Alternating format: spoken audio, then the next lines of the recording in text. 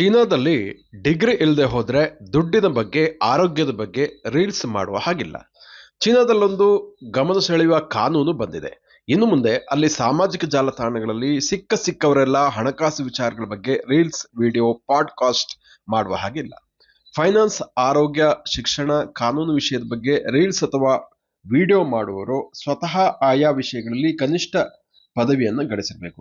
ಇತರರು ಅಪ್ಪಿತಪ್ಪಿ ಏನಾದ್ರೂ ಕಂಟೆಂಟ್ ಮಾಡಿದ್ರೆ ಭಾರಿ ದಂಡ ಕಟ್ಟಬೇಕಾಗತ್ತೆ.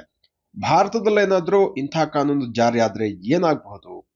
ಪರಿಸ್ಥಿತಿಯನ್ನ ಆಲೋಚನೆ ಮಾಡ್ಲಿಕ್ಕೂ ಕಷ್ಟ ಆಗ್ಬಹುದು. ಯಾಕಂದ್ರೆ ನಮ್ಮಲ್ಲಿ ಜ್ಯೋತಿಷಿಗಳು ಗುರುಗಳ ಸೋಗಿನಲ್ಲಿ ಯಾರ್ಯಾರು ಹಣಕಾಸು, ಸಂಪತ್ತು, ಆರೋಗ್ಯ, ರಾಜಕೀಯ, ಭವಿಷ್ಯ ಇತ್ಯಾದಿ ಬ್ರಹ್ಮಾಂಡವನ್ನ ಗಂಟೆಗಟ್ಟಲೆ ಹೇಳ್ಬಿಡ್ತಾರೆ.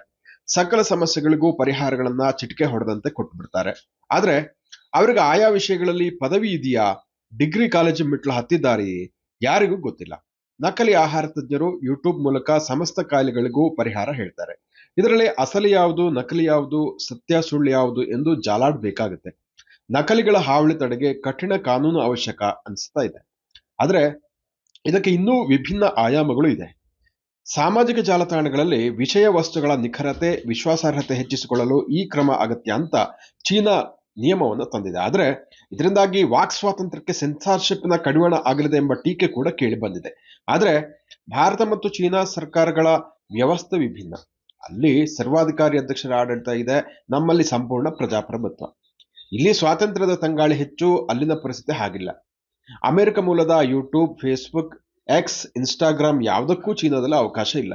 ಈ ಭರ್ಜರಿ ನಿಷೇಧಕ್ಕೆ ಗ್ರೇಟ್ ಫೈರ್ ವಾಲ್ ಎಂಬ ಹೆಸರಿದೆ. ಅಮೆರಿಕ ಮಾತ್ರವಲ್ಲ, ಯಾವುದೇ ವಿದೇಶದ ಜಾಲತಾಣಗಳಿಗೆ ಚೀನಾದಲ್ಲಿ ಬಾಗಿಲು ಬಂದ್. ಚೀನಾದೇ ಸೋಷಿಯಲ್ ಮೀಡಿಯಾಗಳು ಇದೆ, ಜೊತೆಗೆ ಅದರಲ್ಲಿಯೂ ಇದೀಗ ಹೊಸ ನಿಯಮಗಳು ಜಾರಿಯಾಗ್ತಾ ಇದೆ. ಸೂಕ್ಷ್ಮ ವಿಚಾರಗಳನ್ನ ಜಾಲತಾಣಗಳಲ್ಲಿ ಚರ್ಚಿಸುವವರು ಡಿಗ್ರಿಗಳನ್ನು ಹೊಂದಿರಲೇಬೇಕು. 2025 ಅಕ್ಟೋಬರ್ 25ರಿಂದ ಈ ಹೊಸ ಕಾನೂನು ಜಾರಿಯಾಗಿದೆ. ಚೀನಾದ ಡುಯಿನ್, ವೈಬೋ, ಬಿಲಿಬಿಲಿ ಜಾಲತಾಣಗಳಿಗೆ ಈ ಸಂಬಂಧ ಸೂಚಿಸಲಾಗಿದೆ. ಸಾರ್ವಜನಿಕರ ಸುರಕ್ಷತೆಯ ದೃಷ್ಟಿಯಿಂದ ಈ ಕಾನೂನು ಜಾರಿಗೆ ತರಲಾಗಿದೆ ಅಂತ ಚೀನಾದ ಸೈಬರ್ ಸ್ಪೇಸ್ ಆಡಳಿತ ವಿವರಿಸಿದೆ.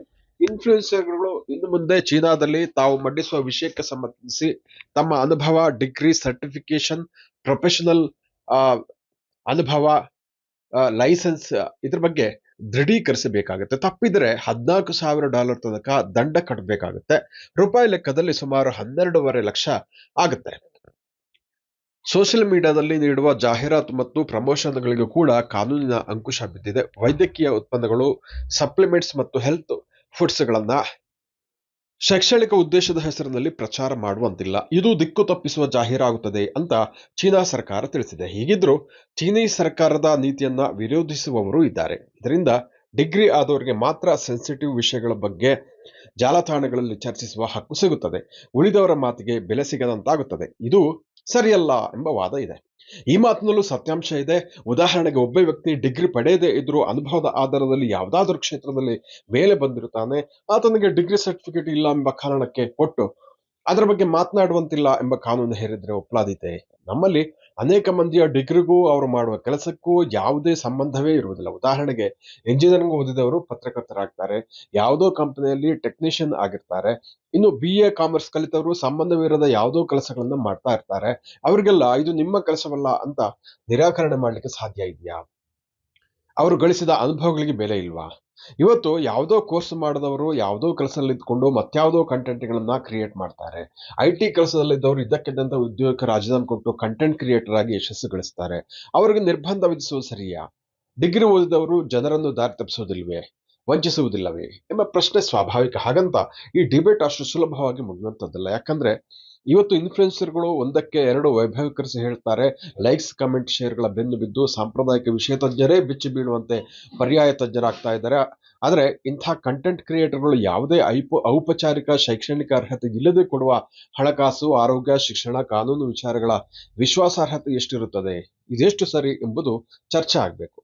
ಸಂಕೀರ್ಣವಾದ ವಿಷಯಗಳನ್ನ ಅತಿಯಾಗಿ ಸರಳಗೊಳಿಸಿದಾಗ ಅದು ಜನರ ದಿಕ್ಕು ತಪ್ಪಿಸುವಂತೆ ವೇಗವಾಗಿ ಹರಡುವ ಅಪಾಯ ಜಾಲತಾಣಗಳಲ್ಲಿ ಇದ್ದೇ ಇರುತ್ತೆ. ಇನ್ಫ್ಲುಯೆನ್ಸರ್ಗಳು ಮಾರುಕಟ್ಟೆಯ ಮೇಲೆ ಗಣನೀಯ ಪ್ರಭಾವ ಬೀರ್ತಾರೆ. ಈ ಕಾರಣಕ್ಕಾಗಿಯೇ ಕಾರ್ಪೊರೇಟ್ ವಲಯದ ಕಂಪನಿಗಳು ಜಾಲತಾಣಗಳಿಗೆ ಜಾಹೀರಾತು ನೀಡುತ್ತಿವೆ.